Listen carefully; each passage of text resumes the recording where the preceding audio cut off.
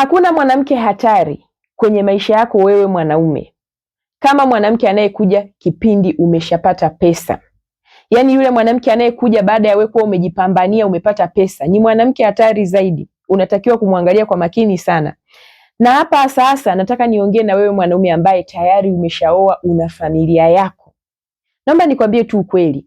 Mwanamke anayekupenda kweli ni yule ambaye alisimama na wewe tangia hauna chochote kwenye maisha yako. Yaani kipindi kile ambacho ulikuwa una haso. Huyo mwanamke aliyekuwepo kwenye maisha yako ndiye mwanamke mwenye upendo wa kweli hasa kwako.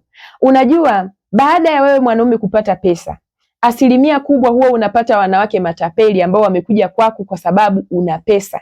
Wanakuja kwako kwa sababu wanajua kuna faida, wanafaidika baada ya kuwa karibu na wewe.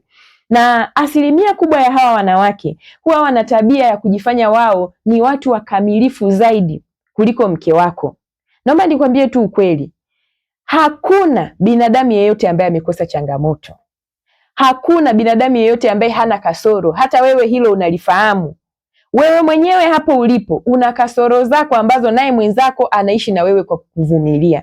Maisha ya ndoa tunakutana watu wawili ambao tunakubaliana kuvumiliana kwenye madhaifu madogo madogo kwa sababu hatuwezi kuwa perfect kwenye kila kitu. Lakini huyo mwanamke unayempata baada ya wewe kupata pesa huwa anapenda sana kuwa mkamilifu kuliko mke wako.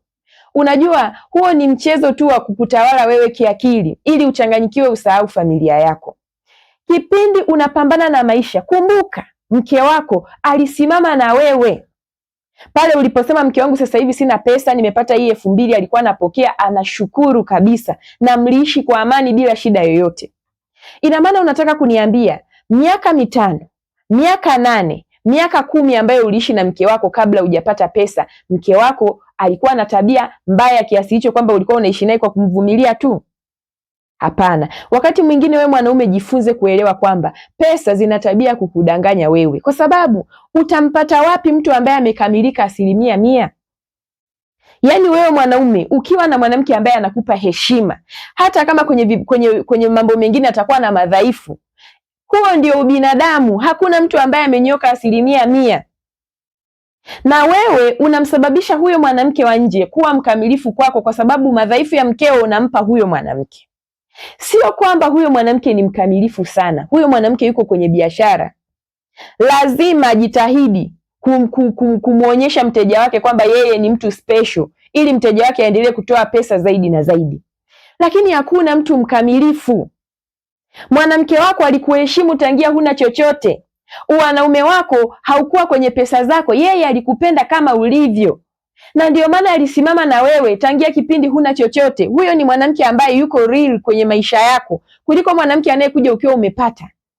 Mwanamke anakuja kwenye maisha yako ukiwa umejipambania kabisa, wewe na familia yako, ulikuwa na mke wako. Kuna wanaume hapa mna historia za kucheza michango kwa kushirikiana nyinyi na wake zenu. Mlikuwa mnacheza michezo huko, mkipata pesa mnakaa chini mnakubaliana tufanye hiki. Mke wako alikuwa anaenda kwenye vikoba na kukopea pesa, unafanya hiki. Mke wako alikuwa anakusapoti vizuri, mlikuwa mnaishi kwa amani. Na alikuwa anajua kwamba mimi mwenyewe nikipata kapesa na mimi tusaidiane kusukuma gurudumu la maisha. Hakuwa mwanamke ambaye amekutelekezea maisha. Leo hii umepata, unaanza kumuona mke wako ana changamoto sana, kiasi kwamba unahisi huyo mwanamke aliyekuja kwenye maisha yako ndio mwema na mwaminifu na mwenye tabia njema kuliko mke wako. Lakini haiko hivyo. Mungu hawezi kumpa mtu kila kitu. Mwanamke akikupa tu heshima wewe, kaa ukijua kwamba hata kama vitu vingine atakuwa na madhaifu, huo ndio ubinadamu. Hakuna binadamu ambaye amekosa kasoro, kaka yangu. Wewe mwenyewe una madhaifu ambayo mwenzako ameishi akiyavumilia. Tunakutana watu wawili ambao upendo unatuunganisha kwa pamoja. Tunakuwa tumekubaliana kwamba mimi nampenda mwenza wangu, namjua mwenzangu ana changamoto upande huu. Ndio kawaida hiyo ya ubinadamu. Unakuwa umeshafahamu kwamba mwenzangu kwenye hiki na hiki hayuko vizuri. Lakini je, huyo mwanamke akupi heshima? Ogopa sana.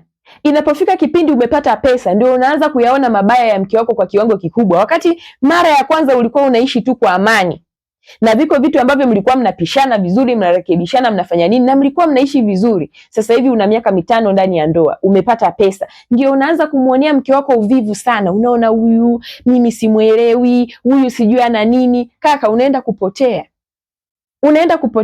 Na wengi wenu mnaenda kwa hao wanawake wa nje, wengine wanawaroga na kuwaroga. hizo habari hamna. Kwa sababu kaa ukijua kwamba yule mwanamke wa nje yeye anaelewa kwamba wewe una mke wako, kwa hiyo lazima apambane kunyang'anya nafasi ya mke wako, hiyo ni lazima. Na ndio maana unamwona ni mkamilifu sana. Wakati mwingine ukimwambia mke wangu mimi ananikela kwenye hichi 1 2 3, yule anakamilisha. Na sio kwamba anakamilisha kwa sababu ni tabia yake, anakamilisha kwa sababu ya kutaka wewe uvutiwe naye zaidi na zaidi. Wako baadhi ya wanaume walishaingia chaka kwa mambo kama haya. Mtu aliona mke wake kama ana changamoto sana, akampata bibi mdogo akamuoa. Sasa hivi yuko anapata kizunguzungu cha wanawake wawili.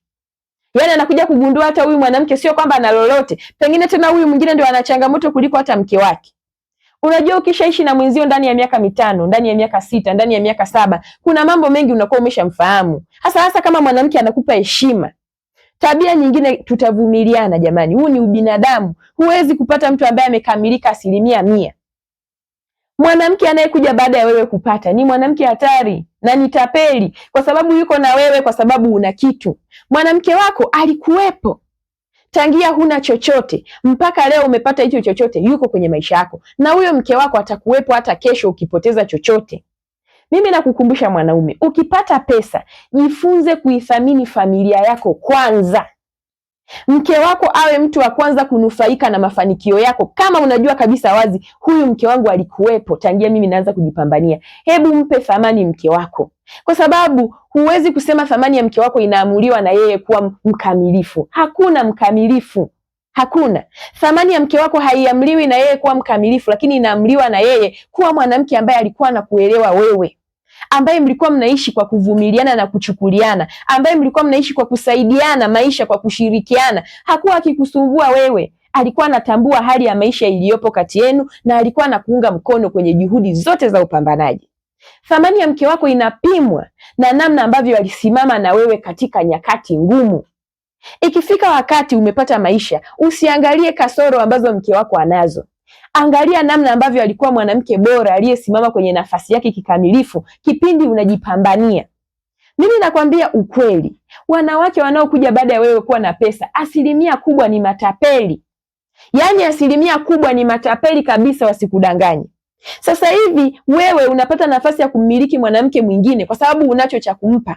Lakini mimi sidhani kama wewe unaweza kumiliki mwanamke mwingine huna cha kumpa. Kama angekaa, asingekaa. Leo hii amekaa kwa sababu anajua kuna faida anazozipata. Lakini kaka yangu, ulipambana na mkeo kwenye ugumu.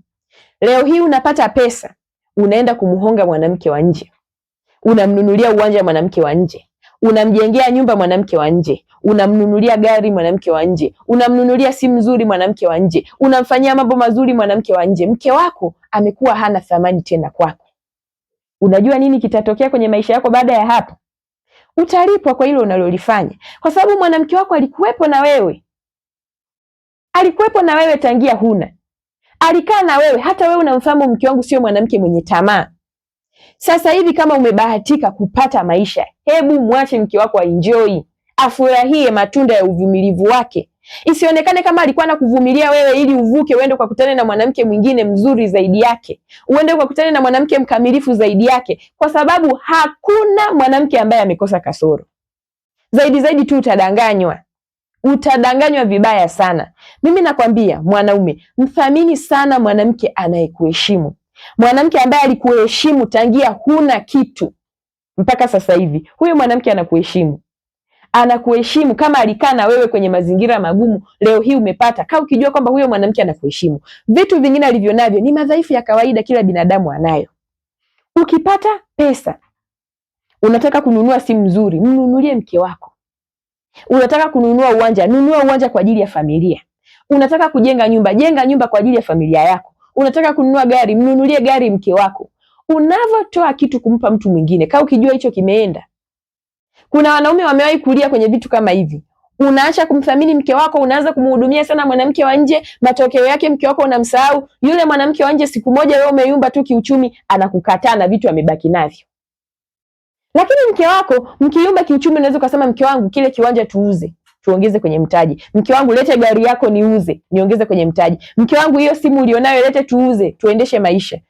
Mke wako atakuwa tayari vizuri, kwa sababu ni mke wako, anajua nyakati za maisha zina mambo mengi. Kama aliweza kusimama na wewe kwenye hali ngumu kipindi huna, hata sasa hivi ataweza kusimama na wewe. Yaani kaka, kaa ukijua kwamba pesa ina tabia kukudanganya wewe. Pesa usipoiangalia vizuri itakuchanganya wewe, utaipoteza familia yako nzuri iliyonyoka kwa ajili ya mtu anayekuigizia ukamilifu. Ukiishi kwenye maisha yako siku zote, kaa ukielewa kwamba hakuna mkamilifu 100%. Yaani ukishajua hivyo, wewe kaka yangu, hutosumbuka kabisa, kwa sababu mtu wa thamani zaidi kwenye maisha yako ni yule ambaye anakufaa kwenye dhiki. Na ndio maana wanasema akufaae kwenye dhiki ndiye rafiki wa kweli. Huyo mke wako ndiye mwanamke wa kweli kwenye maisha yako, kwa sababu alikufaa kwenye dhiki. Unajua kabisa, hata wewe ukikaa ukikumbuka, unasema ila mke wako alikuwa asuki nywele nzuri, mke wako alikuwa havai nguo nzuri, mke wako alikuwa anakaa muda mrefu hajanunua nguo, hujamnunulia nguo, maisha yalikuwa ni magumu, hata wewe unafahamu. Lakini mke wako alikuwa anaridhika kabisa na maisha, alikuwa haoni shida yoyote, alikuwa anafurahia. Faraja yake yeye ilikuwa ni kuwa na wewe kwenye maisha yake. Leo hii kaka yangu, umepata pesa, unakaa unaanza kumwonea mke wako uvivu, unaona kama hili mwanamke sijui la vipi, unaona hili mwanamke lina changamoto. Ukikuta umefikia kwenye hiyo hatua, iko siku utarudi nyuma uanze upya, ili Mungu akufundishe kwamba je, huyo mwanamke uliyemwona ni perfect anaweza kusimama na wewe kwenye nyakati ambazo mke wako alisimama na wewe?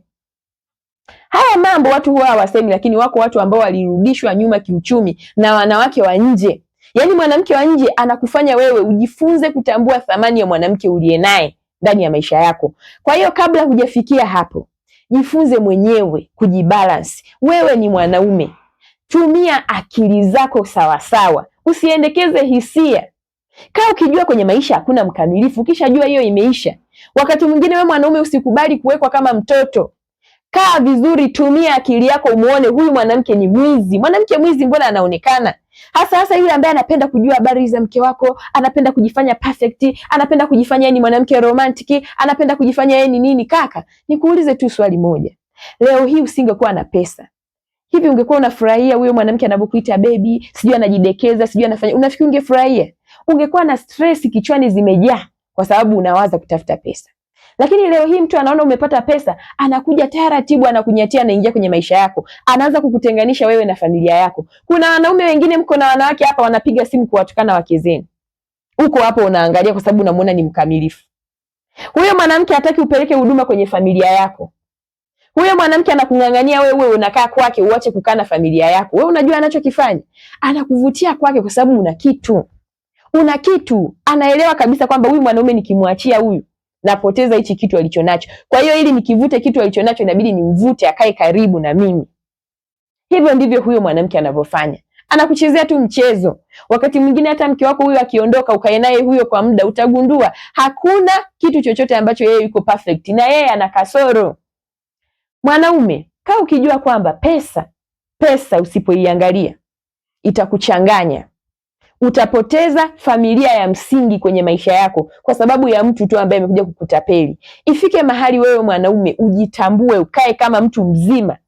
Acheni kudanganyika kama watoto na vimwanamke vya nje huko, mnatelekeza familia zenu. Hakuna chochote cha maana ambavyo vinawapatia hivyo vimwanamke huko. Ni utapeli tu, ni kujifunza kuwa mwigizaji.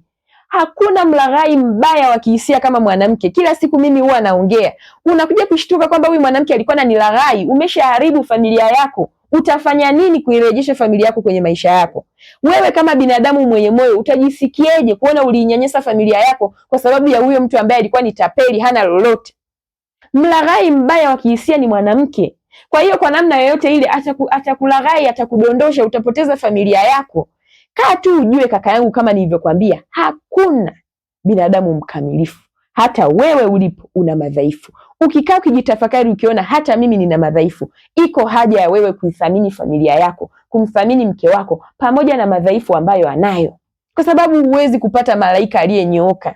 Mwanamke akiwa tu anajua kukupa heshima, anaijua nafasi yake, huyo mwanamke anastahili kupewa heshima na wewe mumewe. Unastahili kumthamini, kwa sababu vitu vingine ni changamoto za kawaida, mtu yeyote yule anaweza akawa nazo. Kwa hiyo kaka zangu, naomba niwasihi sana, jali familia yako kipindi umefanikiwa. Ukiona una pesa, fanya familia yako iwe ya kwanza kufaidi matunda yale, ya matunda ya uvumilivu.